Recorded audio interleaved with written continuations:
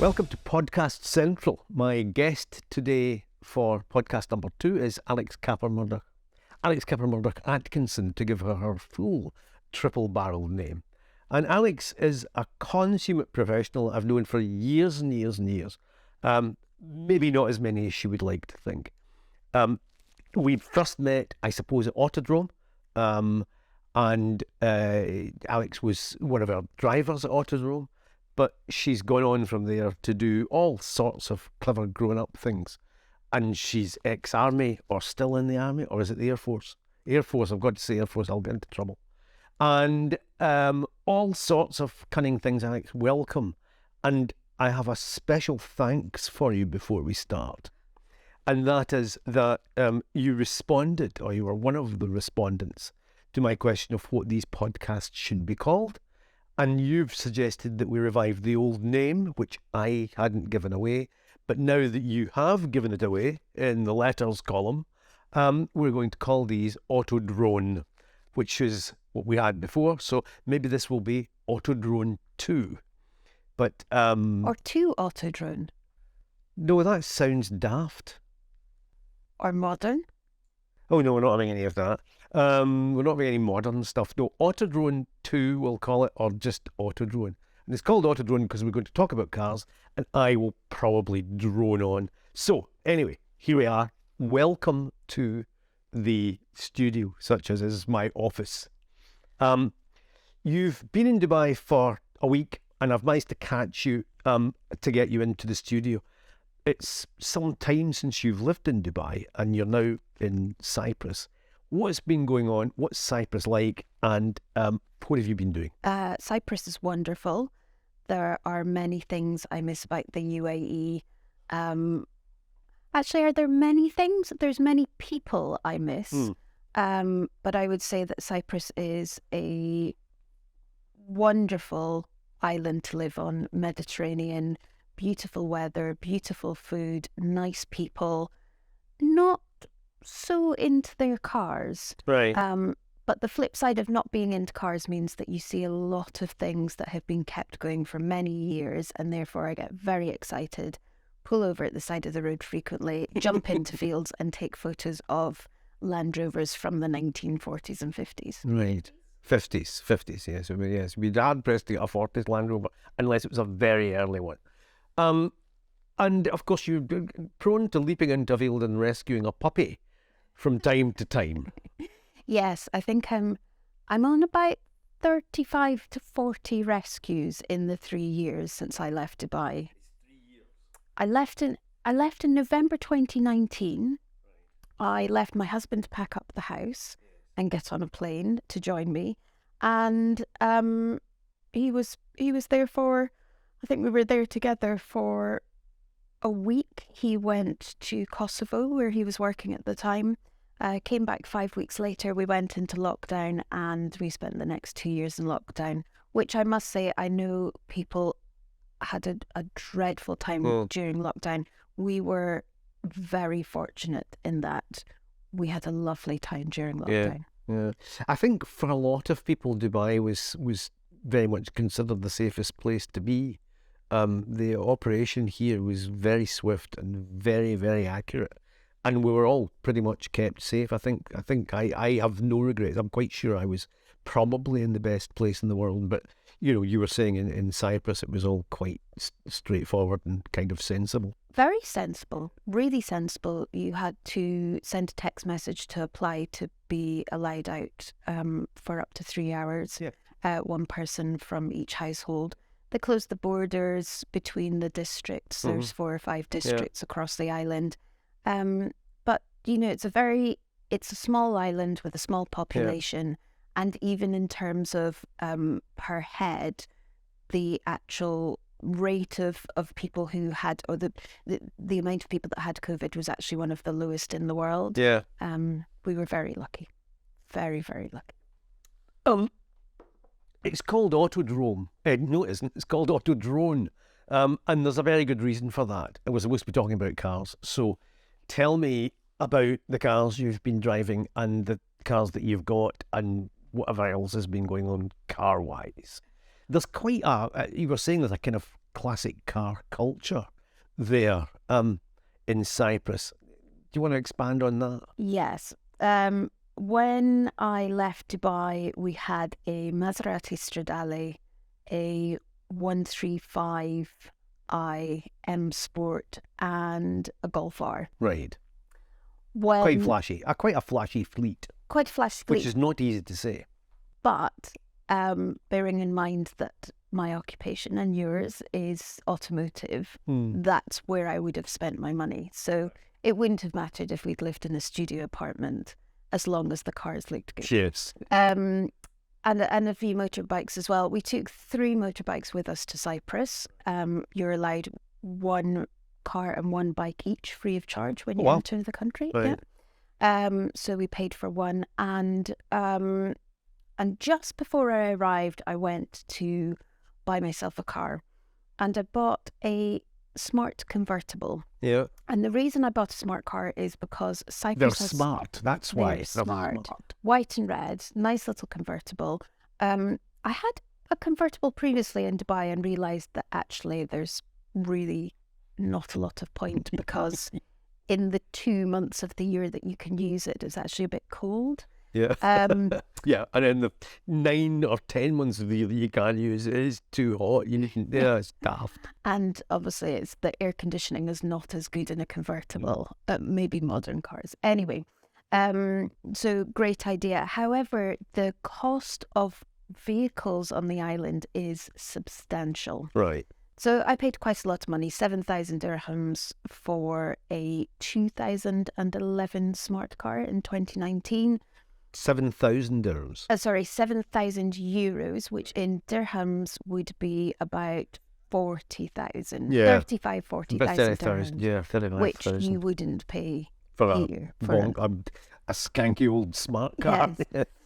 So bought that, then bought a BMW X3 2007 model, cost a fortune, then had to replace the engine because of my husband. Right, you know this is being recorded, Simon. It's she doesn't mean it. And then most recently, because my husband sold my smart car without actually notifying me and kept the money as well, instantly pocketed it. I decided that I'd like something a bit more classic, so I went out and bought myself a Mark 1 Golf GTI in white. Love it, and joined the local classic car club. And as you say, there's not so much a classic car culture. However, there's a lot of expats that come into the community, realise that there are so many classic cars, it's unbelievable. And people don't realise what they are, and therefore they're cheap. You snap them up. Snap them up. I know already that if I wanted to export my Golf from Cyprus to the UK, I could easily double the money. Yeah. I remember you sent me a photograph not long ago for an identikit photograph of a very old Land Rover lying in a field. And I thought that must be in some state, but there's very little rust on stuff. There doesn't seem to be a problem with rust, despite being an island. Coming from Scotland, as we both do, yes. I bought a brand new Ford Ka when they first came out. My mother had a Ford Puma. Within a year, they were rusting round the sails. But no, everything seems to remain in good condition, with the exception of rubber, because those 2 months in the summer, temperatures can hit 35 degrees in July and August, which amateur. To the Cypriots and the Brits who move from the UK or wherever they move on mainland Europe to Cyprus, everybody thinks it's bloody boiling, but actually it's lovely, and you get the sea breeze as well. Yes, so it's quite nice. I know that the perishing of rubber is quite a problem here, because I've got the Jeep outside, and the way it sits outside the house, I go through a rear windscreen wiper every 7 months without ever using it, because it just perishes through the heat. And the other car sits on the other side, and because the sun comes up like that, one side of the car is always hot, and the door rubbers have perished all the way around the side of that. Car's 20 years old, it's probably understandable. But it is very brutal on that sort of thing. And batteries.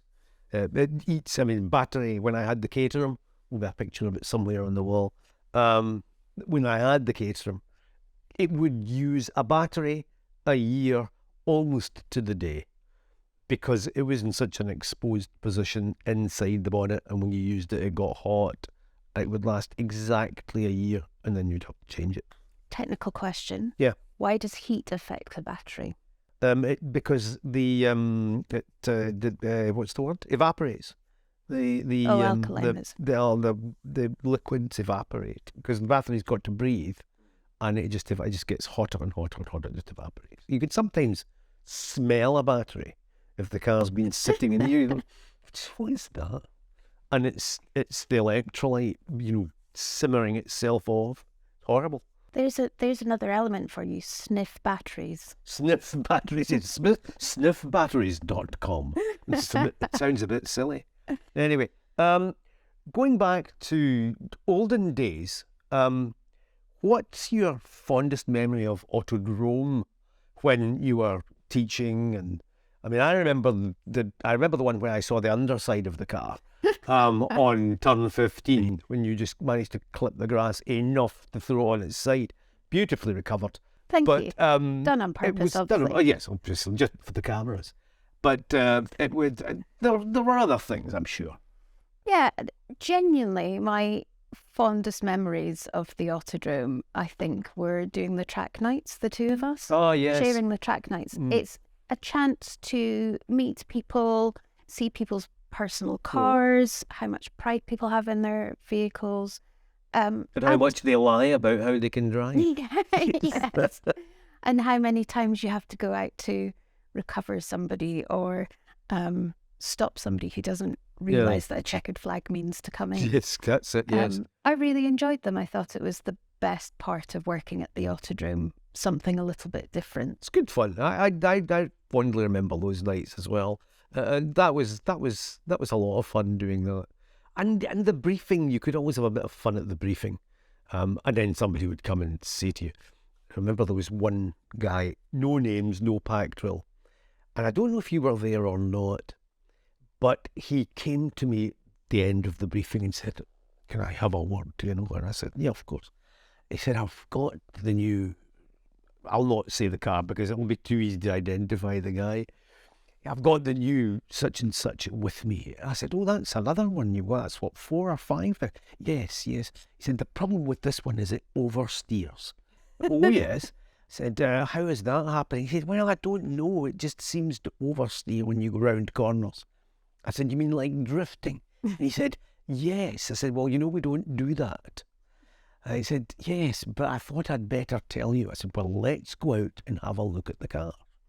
So we go out into the car park and I walk around the car purposefully, looking at wheel nuts and looking for things. The car's brand new, looking for things that might be wrong. And I said to him, is it oversteering now? And he looked at it and he said, no. I said, do you know why that is? And he said, no. I said, it's because you're not in it. Don't drift. Carry on. Yeah, there was lots of those and I thoroughly enjoyed it. And I think also seeing the difference in the Autodrome from the very first days. Oh, yeah. To, even now, I came back around Christmas and I was working at the Autodrome over Christmas, and it's the same, but it's so different in terms of the circuit's obviously never changed its format, unlike Yas that has changed some of its corners. It's not changed internally, but to lift your head and look at the surroundings is incredible. Isn't it? Because there's photographs from years ago where you'd take a photo of a car and in the background you could see the Burj Al Arab. Right. Now there's no chance of that these days. No, nothing at all. Completely built up. Completely built up. Yeah. And people still complain about the 24-hour noise, which I know. is incredible. Motor City, why would you live there if you didn't expect there to be cars? It's just nuts. But also I think I've said it to you and I've said it to friends since I've been here. you don't realise how noisy Dubai is, and the majority of it is vehicles. Yeah. So you're lying in bed at night, and then you go, "Oh, V8. Well, I wonder what that is." The and- Sand Patrol Yeah. with the pipes off. Or scooters with the Yes, pipes it's on. good. Like last night with the scooters. Gee whiz, what a racket. They never came back. I haven't been out to check the cars this morning. I went out, so there was a noisy scooter last night, and I went out with a stick just to encourage the boys to go and play somewhere else. I have video They evidence. ran away. You've got what? Video evidence. Yes, very good. Very Mr. good. Martin. We digress quite a bit. Now, normally on that shelf behind you, there would be something that you would have brought in to discuss, but I know your trip is very quick this time. So I might go straight to the old briefcase car question, which we did the last time we did a podcast, maybe 8 or 9 years ago. By the look on your face, you don't remember the briefcase car question. No, and I'm so pretty sure it was more than 8 or 9 years ago. it might well have been. So the briefcase car question is, I have a briefcase. It is full of money, and I give it to you. This is imaginary, by the way. Just let's not get carried away.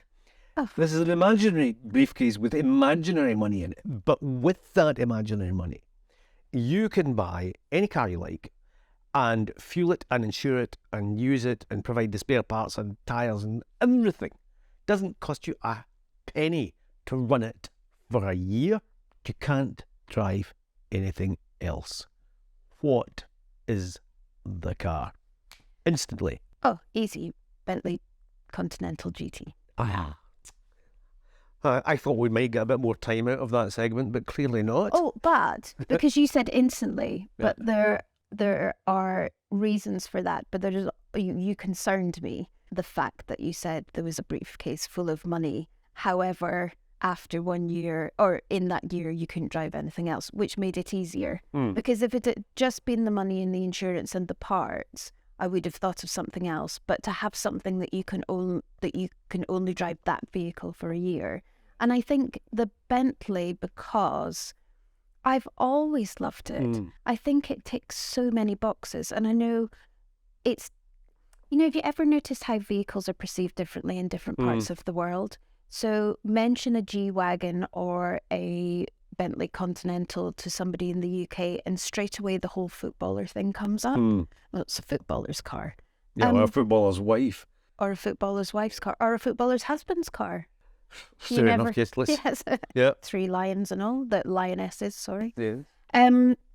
But the Bentley, from when it was released in 2005, 2006 was the first one that I drove as part of the Autocar Awards at the Autodrome, and every day we would take one car home. I basically kept it all week. I wouldn't let anybody else take it. They are comfortable. They are sporty when they need to be. Yeah. They are luxurious beyond belief. They look nice. They're elegant. Elegant. Love the curves. I don't think they're overstated at all in terms of looking at it besides something else. And it's just a well put together, well-rounded car that you could pick up the children, go for a weekend break, go and get shopping. It just ticks all the boxes. I reckon you can get the bumpers off one and take it into the desert as well. Well, it was the ice racing champion for years. Yeah. And they did the rally edition. I don't know if you saw that. It was M Sport did it a few years ago. I've seen pictures of a kind of rallying-ish Bentayga. Yes. But that's a much bigger car. Yeah. But I mean, if you think about Porsche's latest Dakar vehicle, then you can easily see that Bentley could be Oh yeah. cross. I mean, how would it be in the desert? Would it? I've seen them in the desert, and I did a Passat in the desert ages and ages ago. With the sort of permanent 4-wheel drive, as long as you weren't trying to, go up an edge, it would probably be okay.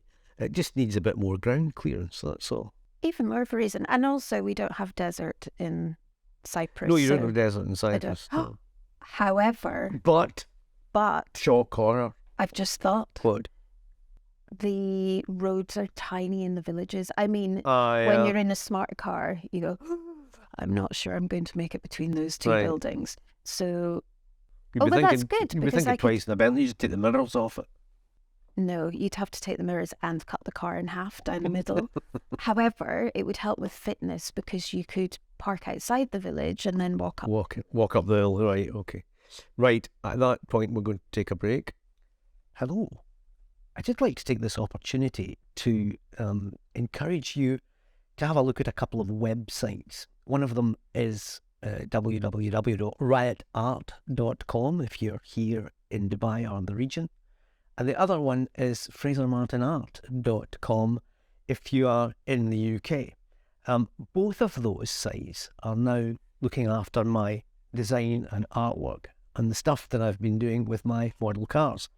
So in Dubai, we've got the canvas finished prints and we've got the acrylic finished prints based on 8 model cars, and there are 36 different versions of that both here and in the UK. In the UK, Charter Hall Publications is my agent, and Gordon Mellis, my old buddy, is looking after limited edition prints of these. Have a look at the 2 websites, see if you like them. It's all about the toys. Thank you. Welcome back. Social media, Alex. It's something I barely understand, but you're quite active, and I've watched you on the old Orgasmatron here, computing, and you've helped me with a couple of things on presentations and Rally Jamil and all that kind of stuff, and it's all been a bit of a mystery to me. Where am I going wrong? Shall we start with where are you going right? It might take less time. So you've stolen that from me. I wanted to speak to you about social media because I think you are going to be a huge influencer, and I know you're going to hate that. But I used to be an influencer before there was such things as influencers. Different sort of influencer. Okay, fine. Different. And I know what you're going to say. We've always influenced people when we were writing on chalkboards and slate. No, shut up. We weren't writing on slates. I think it's really important. Social media is really important, and it's a different time in life, and I can suck up more information these days following manufacturers, automotive channels, individuals who are interested in things. Your interests are broad. Yeah.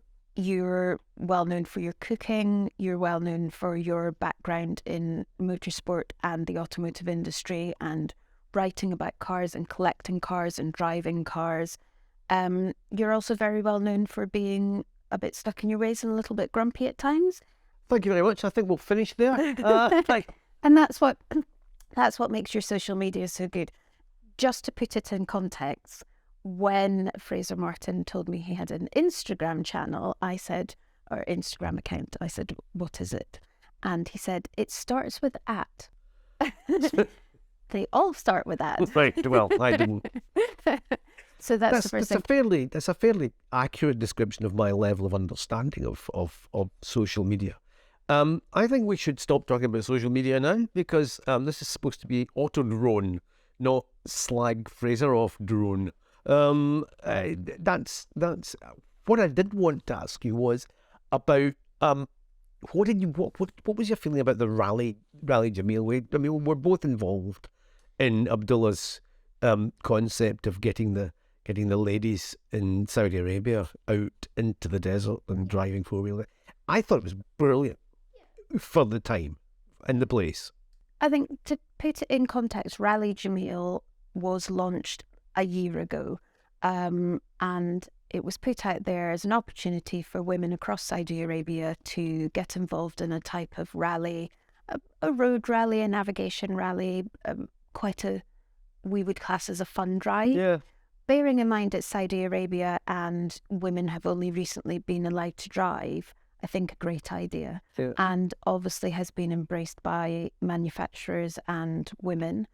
And I can see that doing well for the next few years. And I'm hoping that we will see women who are so interested in the training that they've been given and the opportunities that they've had to compete in the rally, that they'll move into motorsport, because it's grassroots. It's the absolute bare minimum that you can do without having to obtain a license to actually compete. And by the way, there will be a clip of Rally Jamil, perhaps with Alex and I in it, somewhere else on Instagram. Oh, yeah. Is that the right thing to say? Is that a social media prompt that actually works? You could just say, check out my reels. Don't forget to like, follow, share, and subscribe. There you go. Do that. Do that. But going back on to Rally Jamil, I think it's been a terrific initiative. And I was very apprehensive about the whole thing. You know, a guy going out, an older man going out and suddenly being, you know, left to train a group of women in Saudi Arabia. But you were made, and you were there as well, we were made so welcome. And it was just such fun. It was really good. The girls were terrific. I mean, it was, to me personally, it was shocking the first year we went. I had wrongly chosen not to go to Saudi Arabia on the previous invitations. And I think in my head, I had a perception that was not reality at all. The first year that we did it, and I turned up and I made sure I was fully covered, and was then met with 50 women who were dressed to the nines. Yes. And I was quite shocked. But also, they're just so excited and embracing all the changes. And I also feel still managing to keep a lot of the traditions.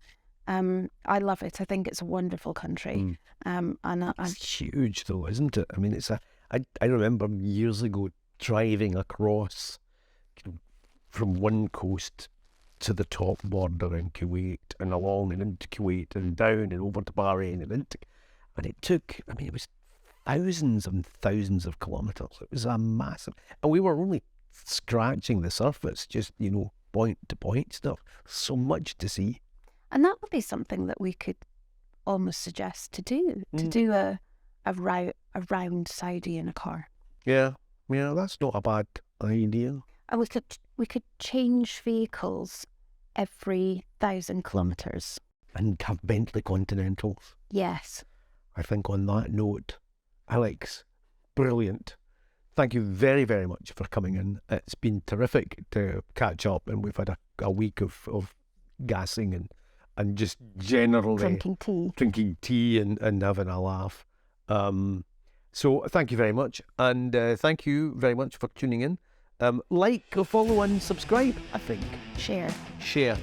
Right, that'll be it then. AUTODRONE. See you next time.